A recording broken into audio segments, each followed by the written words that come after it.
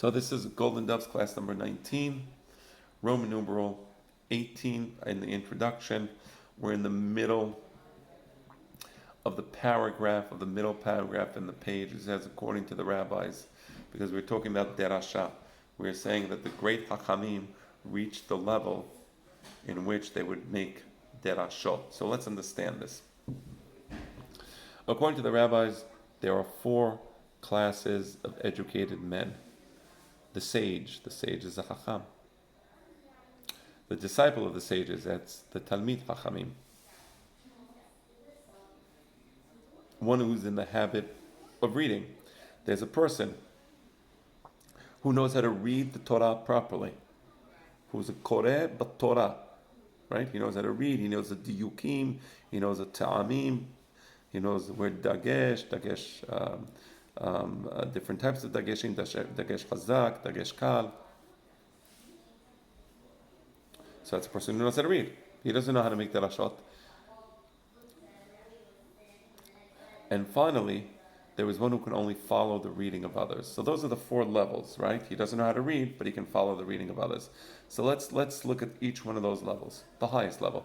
The difference between a sage, Hacham, and an advanced student or disciple of the sages is that the former is able to produce his own derashot.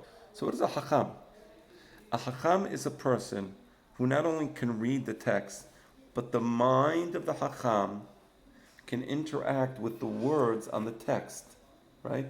And that interaction, the mind of the Hakam and the words on the text, that interaction generates a new meaning. That process, where there is an interaction between the reader and the text, generating a new meaning, that interaction is called Derasha. That's what a Derasha is. And not everybody can do that. Not everybody has the skills and the intellectual abilities to interact with the text. That you have to be a Hacham. A Hacham can interact with the text, and hence he can be Doresh the text. So the difference between a Hacham and an advanced student, Talmid Chachamim, and by the way, it's Talmid Chachamim, because the Mishnah in Pirkei Avot says, Ezehu Hacham halomed mikol Adam. So Talmid Chacham is the more modern nomenclature, but actually, if you look at Harambam and the older Hachamim, it was Talmid Hachamim, because the Talmid Hachamim means he studies with many people, and Ezehu Hacham, who is considered a Hacham, halomed mikol Adam. So that's why Talmid Hachamim makes sense. Nevertheless, the Talmid Hachamim, the latter, is only able to follow a derasha. So a Hacham can make a derasha. A Talmid Hacham can follow it. So he can read the Midrashim, he can read the Derashot, the Midrash Rabbah, he can read the Midrash Halacha, the Sifra, the Sifrei, the Mechilta, and he can follow the Derashot, he can follow the reasoning, right? But he cannot make his own Derashot. To make your own Derashot, you have to have an independent knowledge. You have to have the independent skills to interact with the text at your own level. Not too many people can do that, right? But he can follow the derashot of others. If he is a sage, Hacham, declared the rabbis, he will expound the scripture himself. But if he is an advanced student, Talmid Chachamim, others will expound before him. So that's a fundamental difference and a very precise difference between who is a Hacham and who is a Talmid Chachamim. A less erudite individual is one who is in the habit of reading, but he cannot follow a derasha. And then there is people who have a level of wisdom. It's a high level of wisdom, like Mashal Mickey Carey. Mickey Carey knew how to read the Torah beautifully and precisely. That's a high level of wisdom. That's one of the levels of the wise people in the Jewish or in rabbinic thinking, right? So he can read. He can go up and read the Torah in Knis. And my father explained that this level of Talmud Torah, and to be sure, one is obligated to divide his Talmud Torah into three parts. 1/3 reading Torah shebichtav, 1/3 halacha, 1/3 Gemara or Talmud, right? Let's go back to the original, earlier 1/3, namely reading. Reading does not require understanding. Not that one should not understand the text, but when we talk about Talmud Torah, one of the levels of Talmud Torah being to be able to read, that level is so that the Torah becomes part of your linguistic apparatus. So the Pesukim should flow out of one's mouth, right? Right, so you read, that's why we do Shana Mikra Ve'Had Targum, so that we become fluent in the Pesukim. That fluency in the Pesukim doesn't require one to understand the Pesukim, right? There's a signifier and there's the signified. Reading is all about the signifier.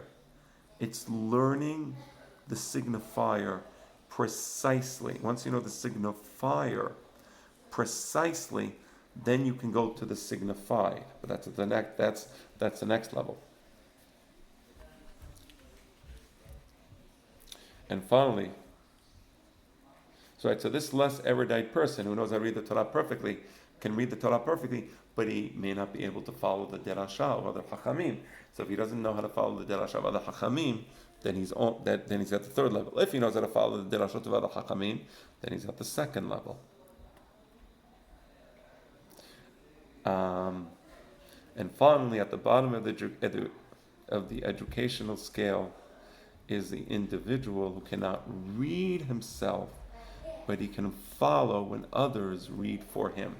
So, for example, you sit in the Knesset, and you know that in many of the Syrian Batei Knesset, the Hazan would be reading, the Koreh Torah would read, and then they would correct him. Now, most of the people correcting him cannot read the Torah themselves. That's the truth. But they may correct. That's fine. They may correct. Why may they correct?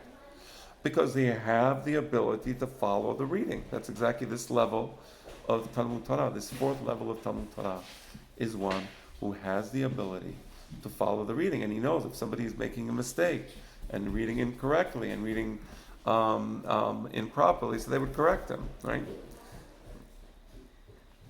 The object of Derasha is liberation from conventional reading and dissemination of knowledge. Interesting. So now, what's the point of Derasha? So every pasuk has a conventional meaning. The conventional meaning is the peshat.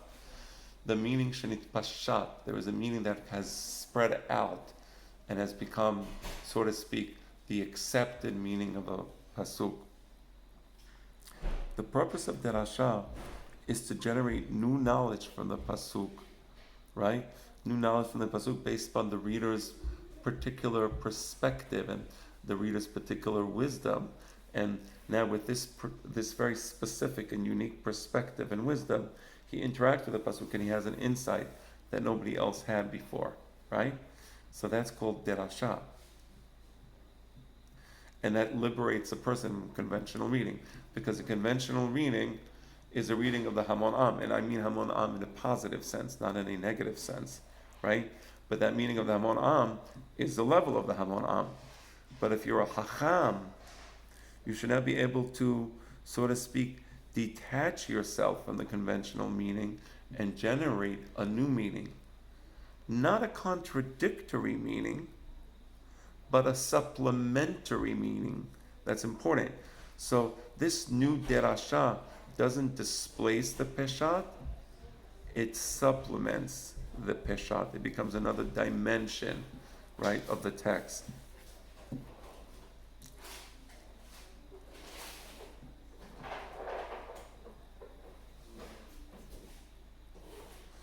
Right, there's a sentence here, but later on my father asked me to delete the sentence. He quotes Jack Derrida, and then I'll read what the text says. I don't know if this is in the second edition. I have the first edition, but nevertheless, already when I was studying this with my father, and we only had the first edition, my father said to delete this particular sentence. The sentence says, "As did Jack Derrida, the rabbis." Okay.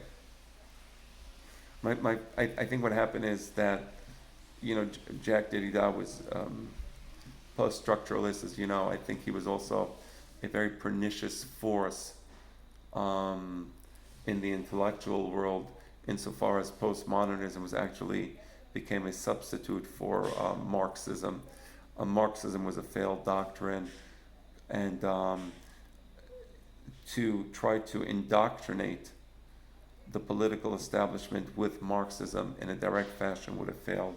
So Jacques Derrida and other postmodernists such as Michel Foucault, they use postmodernism as a way to delegitimize Western values, Western ideologies, biblical values, common morality and decency.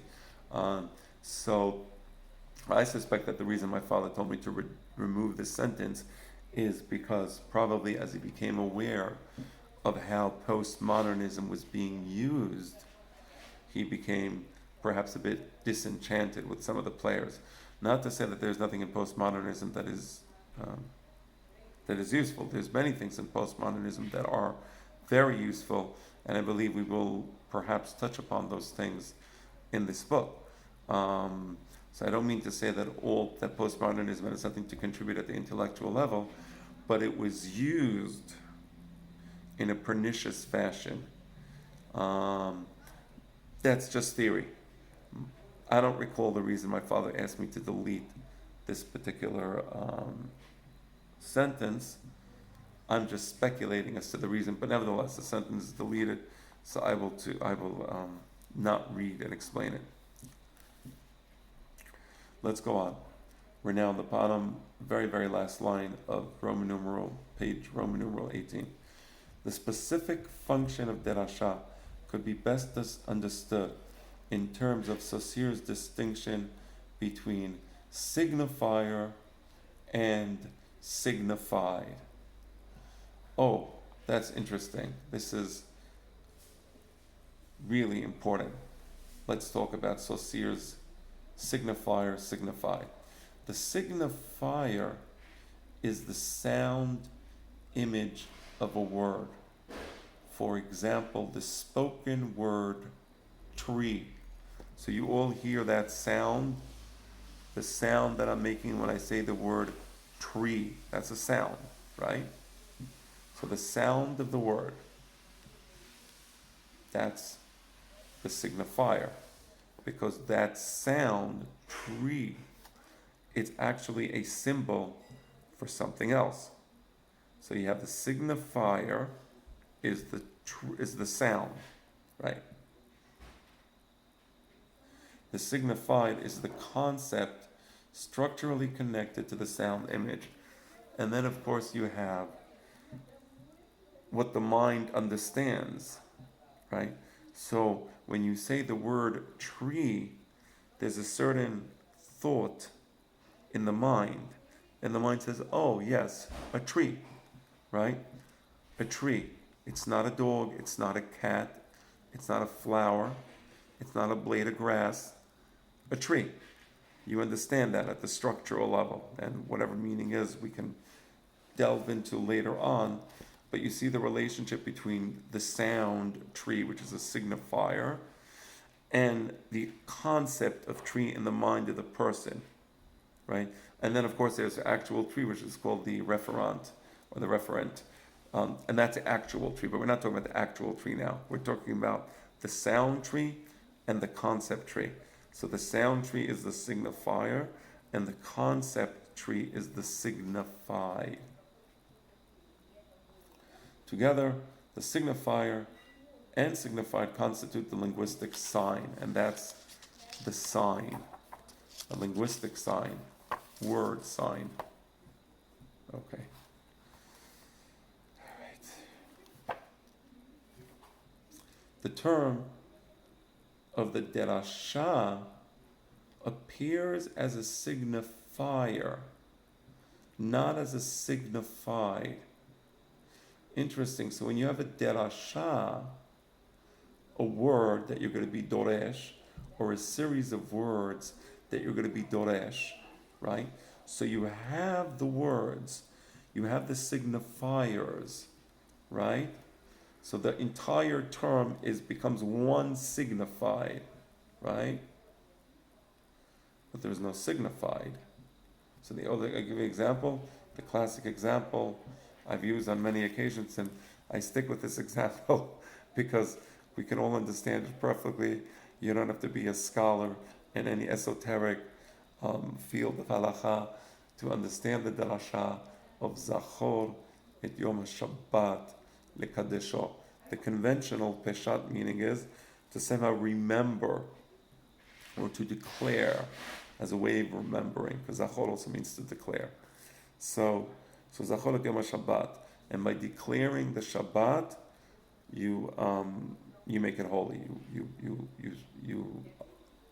uplift it in your tongue, right? Right? We uplift things with our tongue. So Hashem has uplifted us in that regard. Nevertheless, so that's a peshat. But in Derasha, you have the whole thing. Zachor et Yom HaShabbat. That's a term. That's a signifier. Remove the signified. And now what are you left with when you don't have a signifier? You just have a signifier with no signified. And now you have the possibility of giving it a new signified, right?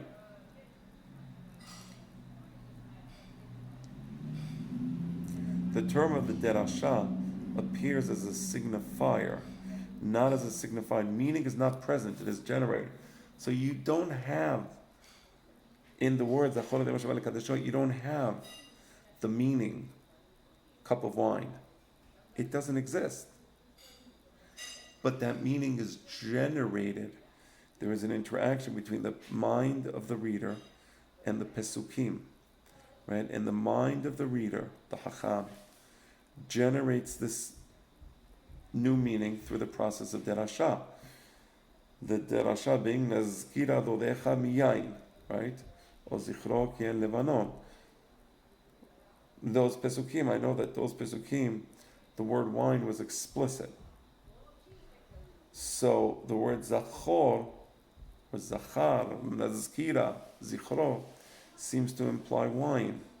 So here, Zachor does not have the word wine. It's missing. It's not there. It's not that it's missing. Doesn't need to be there, right? So through the derasha, we bring the word wine into that pasuk and zochreu alayayin.